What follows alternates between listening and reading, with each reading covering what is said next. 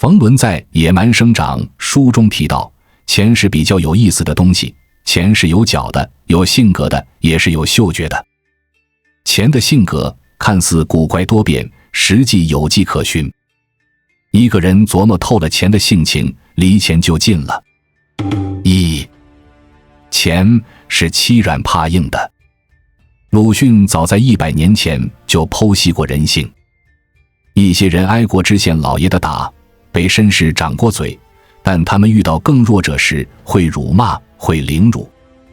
如此畏强欺弱的人性也具象化在钱上。商业记者许峰要参加互联网大会时，有一位小公司的经理托他带自己参加闭幕会晚宴。这晚宴有很多世界500强的高管前来参加，这位经理希望能打开一条财路。碍于情面，许峰便带他去了。没想到去了以后，别人三三两两聚在一起谈笑，没名气没实力的他自然无人问津，而他发财的愿望也跟着泡汤了。钱如人，当你弱小时会笑你无本事，嫌你没价值，对你爱答不理；当你强大的时候，他会热脸贴冷屁股，屁颠地围在你身边。畅销漫画书《标人》的作者许仙者26岁时转行漫画行业。前4年他默默无闻，只能在画画之余做文学翻译和设计工作补贴生计。但在这4年里，他一边阅读学习随书、资治通鉴，考证兵器建筑，一边博采众长，不断翻阅《浪客行》《无限之助人》《苍天航路》等佳作，研究磨练画技。有时他塑造一个人物就得思考许久，画一张背景就用了1个月。最后他的《标人》一发布就爆红，高超的画技，紧凑的剧情节奏，受到无数人的追捧。他也靠着《标人》走上财富自由的道路。财富专家托马斯·斯坦利曾经提出过这样一个观点：人的收入只能增长到其能力增长的程度。没有实力打底的人，再怎么踮脚尖也够不着财富。当你下苦功练本事，成为领域里的佼佼者时，财富便会不请自来。钱是朝三暮四的。亚马逊创始人贝索斯曾告诉《连线》杂志，他一直庆幸一件事：离开了华尔街，进入了互联网。因为贝索斯选择了互联网，钱也选择了他，让其问鼎过世界首富。后来贝索斯在2008年致股东的一封信中写道：最终现有的技能都将过时，永远不要在意迈出第一步时的那种不适与尴尬。财富喜欢的是与时代共舞的人，若是你固步自封，在就有的1亩3分地里兜兜转转，他会无情地把你抛弃。如果你在风口中振翅，在潮流里争先，他自然会对你刮目相看。深度思维中有一个故事：20年前，一个清华高材生去钢铁厂做技术员，他学历高又肯吃苦，很快就升职加薪，做到了管理层。同时他也发现钢铁厂效益下滑严重，传统行业正在萎缩，互联网时代即将到来。思量再三，他决定辞掉钢铁厂的职务，进军电商行业。众人不能理解，劝他守住铁饭碗，不要整日幻想。但他已经看清所谓稳定下的暗潮汹涌，坚决离开。10年后，他创办的电商公司年利润已达1000万。而那些守着铁饭碗的人，失业的失业，降薪的降薪，很少有人再有更大的作为。钱就是这么三心二意，从不会一直钟情于一个风口。30年前，财富青睐那一批有勇气先下海经商的人。20年前，钱转变心意，流到那批投身房地产的人荷包里。10年前，他又选择了互联网。你看，财富如此喜新厌旧，谁投其所好，谁就不缺钱。3. 钱是刁钻促狭的。阿里招人有一个要求，得皮实。皮实的人像铜豌豆一样，蒸不熟，炒不烂，砸不扁。这种人往往让财富偏爱。财富不会轻易让人拥有它，他会布危局，设险关，去捉弄与考验每一个渴望变富的人。好时公司的创始人米尔顿·好时创造的牛奶巧克力糖果深受世人喜爱，但他的创业之路并非一帆风顺，曾经破产过2次。第一次，他在费城开了一间糖果店，因为原料糖的价格越来越高，新的厂房和店面的成本支出也让他捉襟见肘。他虽然四处筹钱，却仍填不上巨大的支出窟窿，只能申请破产。第二次，他在纽约又开了一家店，他认真研究了当地供应商和纽约人的口味，制造出新焦糖，赚得盆满钵满。这时，他父亲要求他投资一些他的商业计划，但这些投资都失败了，导致米尔顿再次负债累累。不甘心的他，又借钱成立了兰卡斯特焦糖公司。他先是用手推车挨家挨户的卖，后又引进巧克力流水线，一步步打造出了巧克力帝国。身若不担财，心若难聚财。你耐住命运反复，扛过世事磨练，自然也会得到命运的奖赏。若是你失败了，就心灰意冷，撞了南墙就打起退堂鼓，就会跟财富失之交臂。在我们进一步探索之前，我们有一个激动人心的消息要告诉大家，我们已经开通会员功能了。现在您可以加入我们的会员大家庭，享受会员专属影片和更多独家内容。别忘了关注才知道，并点击小铃铛，我们将继续揭示更多关于金钱的真相，祝你迅速实现财务自由。沃尔特·迪士尼这个名字如今众人皆知，可你知道吗？其实他工作时也吃了许多苦头，遭了许多白眼。服完兵役后，他先在一家报社上班，但这家报社认为他创意不足，很快就把他辞退了。他成立了工作室，辛苦创作出米老鼠动画，但也遭到了拒绝，因为人们认为这些动画太恐怖，不适合女性观看。不仅如此，他的3头小猪也吃了闭门羹，原因是里面只有4个角色。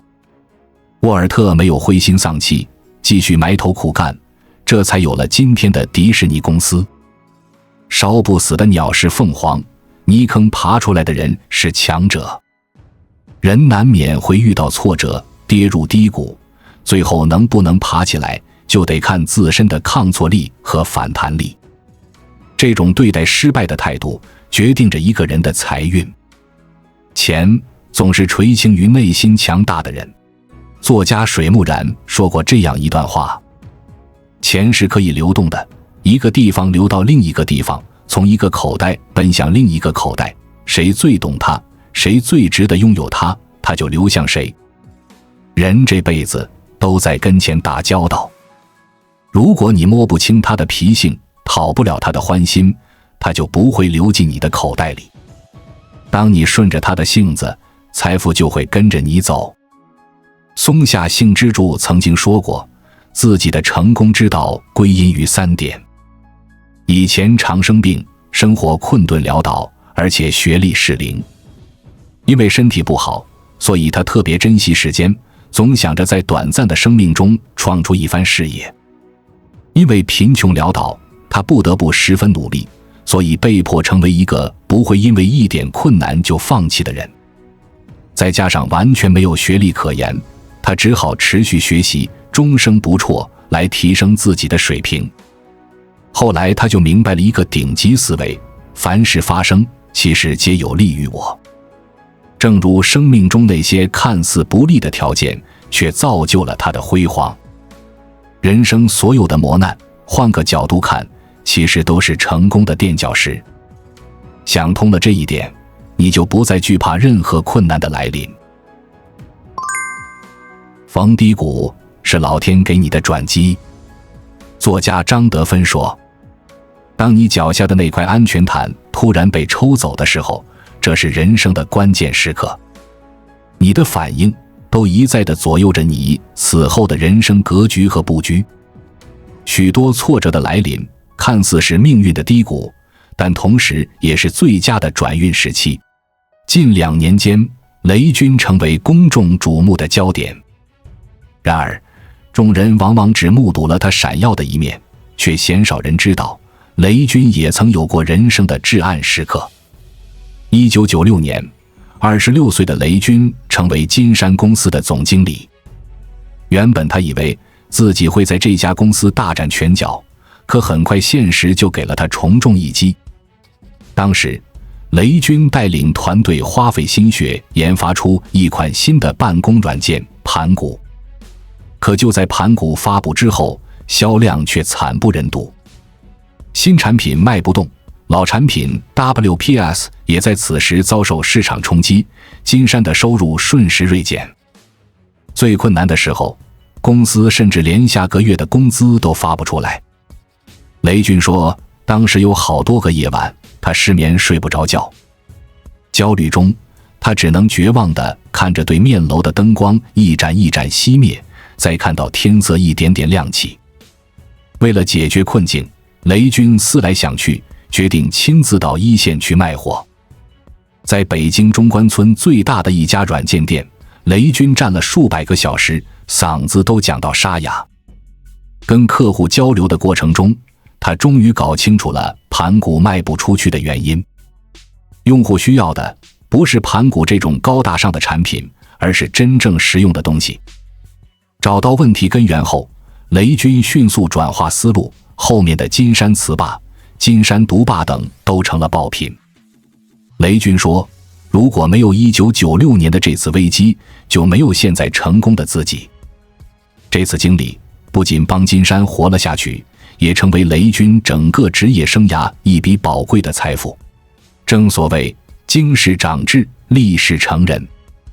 人这一生不可能永远顺风顺水，挫折和磨难都是必然的经历。鹰不经历坠落，无法学会高飞的技巧；蝶不经历破茧之痛，无法展翅飞翔于绚烂的花丛之间。最痛苦的时候，往往也是我们成长最快的时候。换个思路看，所有的坎坷和不平，最后都会让你成为更优秀的自己。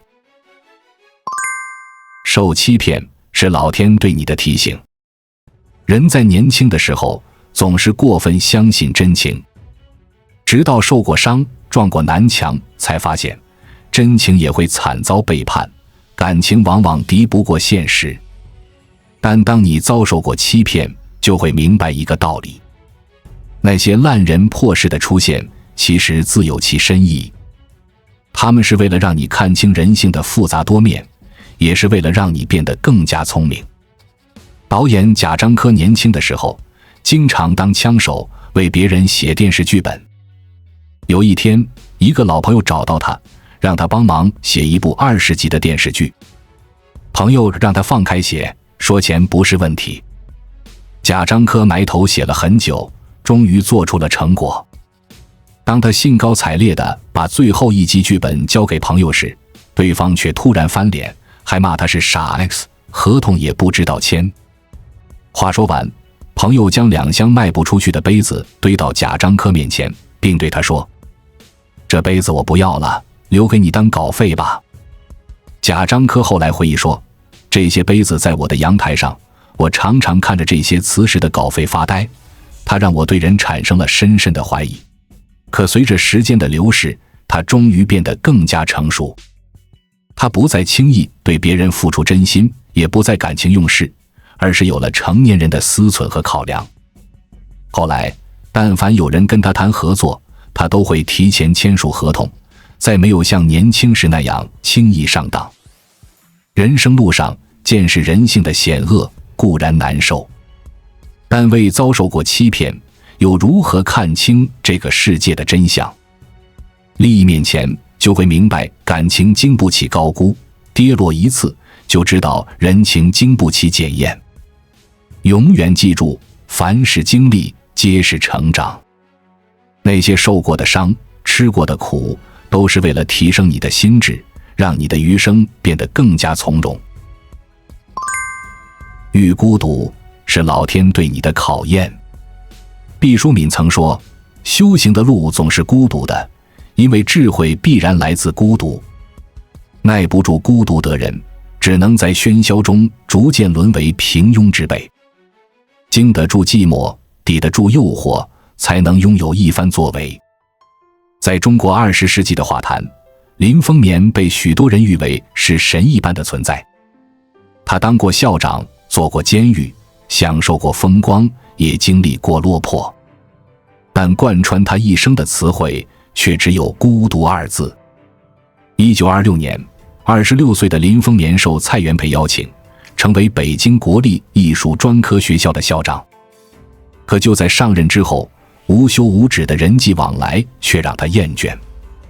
当时林风眠大力推行艺术大众化，于是雇请人体模特请学生们描摹，但这样的行为却引起了教育总长刘哲的反感，他几次扬言要逮捕林风眠。无奈之下，林风眠只好辞去校长的职位，毅然选择了归隐。他先是迁居上海，躲到一个仓库里去画画，后来觉得上海吵闹，他索性独自跑到重庆的一间茅草屋里住下。在这间屋里，仅有菜刀、砧板、油瓶列于画纸毛笔旁边。每天太阳升起时，他就在桌前绘画，到了夜幕降临，就点燃油瓶欣赏艺术。无人问津的日子里，林风眠是孤独的，但正因这份孤独，他才能沉下心来，用画笔捕捉山野的静谧，最终创造出一种全新的画风——风眠体。现实中，很多人害怕孤独，于是选择涌入人群来掩饰自己的懦弱，但他们却不知道，拼死抵抗寂寞，其实也是丧失了沉淀自己的机会。孤独的时光，其实是一个人最好的增值期，所以不必畏惧，无需担忧。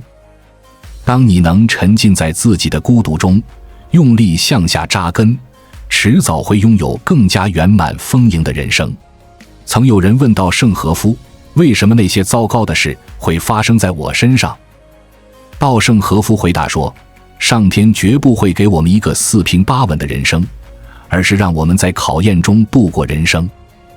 所以无论你遭遇了什么，请相信背后自有其意义。优秀的人会把为什么发生在我身上的思想转换成这件事到底想教会我什么。你会发现，所有经历都是为了倒逼你做出改变。当你不再惧怕事情的发生，而是坦然面对一切，就是你真正走向成熟的开始。前阵子武汉萝卜快跑火了，无人驾驶正式进入日常生活，全程自动，无需司机，让数百万网约车司机陷入恐慌。有博主采访武汉的网约车司机，司机师傅说，可能再过2年我们就没活干了。看完让人不胜唏嘘。一方面，网约车司机激增，存量蛋糕不变，大家只能拼时长、拼单价，钱越赚越少。一方面，无人驾驶抢生意，无人驾驶不眠不休，还不会生病，人根本卷不过机器。但是网约车司机的另一个群体却并没有这种担心，专车司机。大部分司机师傅一天的收入是200-300，但是他们一天的收入上千元。专车司机每天凌晨4点起床，去赴人区等待订单，每天洗车，保证车内干净清新，穿着正装，帮着客户开车门、拿东西，有规定好的礼貌话术。服务必须周到，不能有情绪，每天还有对应的评分，还要参加考试和培训。对人对车都有要求，准入门槛很高。我们常说，不要赚没有门槛的钱。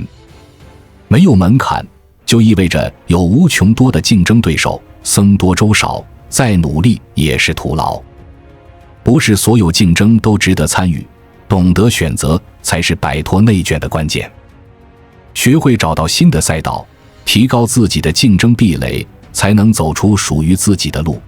今年618的时候，看到一个新闻，主播行业大降薪，整体下降50%，甚至很多主播的时薪低到20元，还不如去街头发小广告。下面有个高赞评论说，全民直播可想而知。是啊，这几年随着直播行业的兴起，越来越多的人进入直播赛道，导致主播饱和。本来是一片蓝海，主播随便吆喝几句就能赚到钱，现在却厮杀成了一片红海，同质化竞争越来越多，主播也越来越难出头了。一方面，很多主播不停秀演技，秀下限，吸引流量；另一方面，不停刷新低价，竞争客户。但是效果却都不理想，大家一起卷，钱反而越卷越少了。吴伯凡有个说法，内卷的本质是生态位的重叠。一旦生态位重叠，你就一定会陷入效果甚微而过程极其激烈的争斗当中。最重要的是，你要找到一个隐秘的，而且又是最宽广的生态位。前几天，董宇辉直播间冲上热搜，4天超过 2.5 亿，位居平台带货榜第一。别家主播降薪，与辉同行却依然开出最高5万月薪招主播。别家带货都是买，董宇辉的直播间却能学天文地理、诗词歌赋、各种文化知识。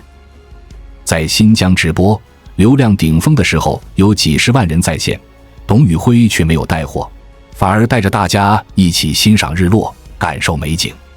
知识、审美是董宇辉直播间最大的竞争力，这也是其他直播间至今无法复刻的原因。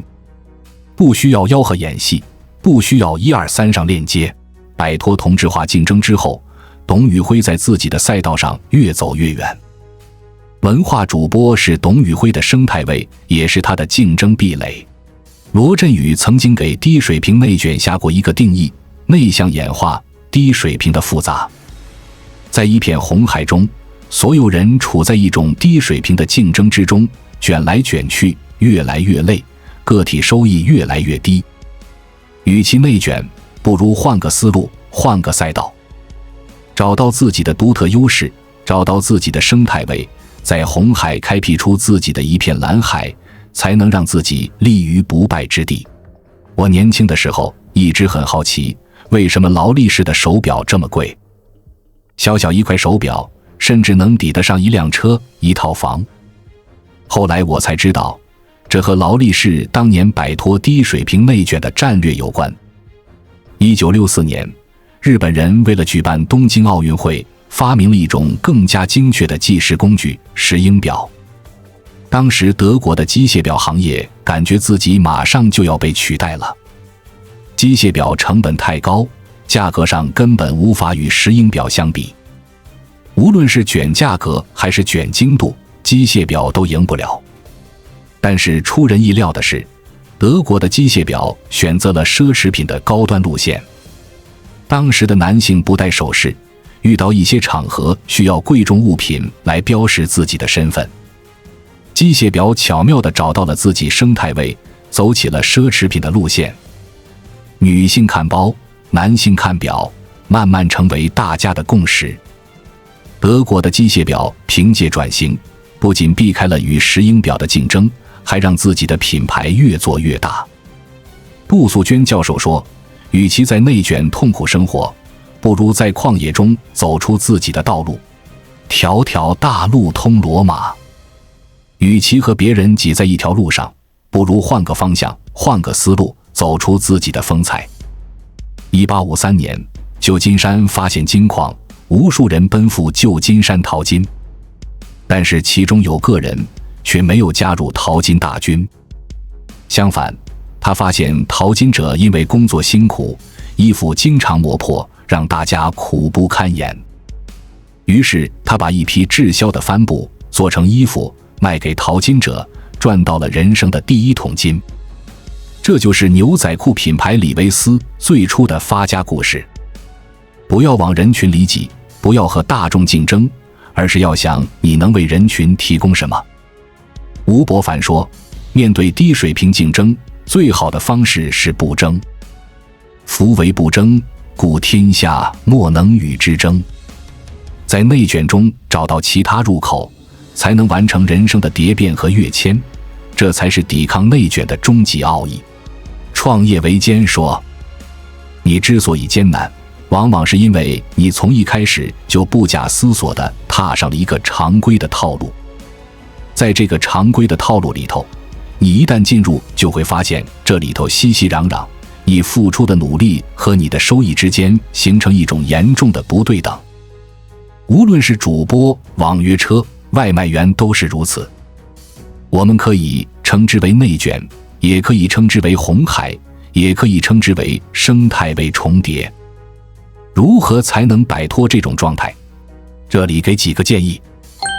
一、卖水思维，淘金者能不能赚到钱不知道，卖水的肯定赚到了。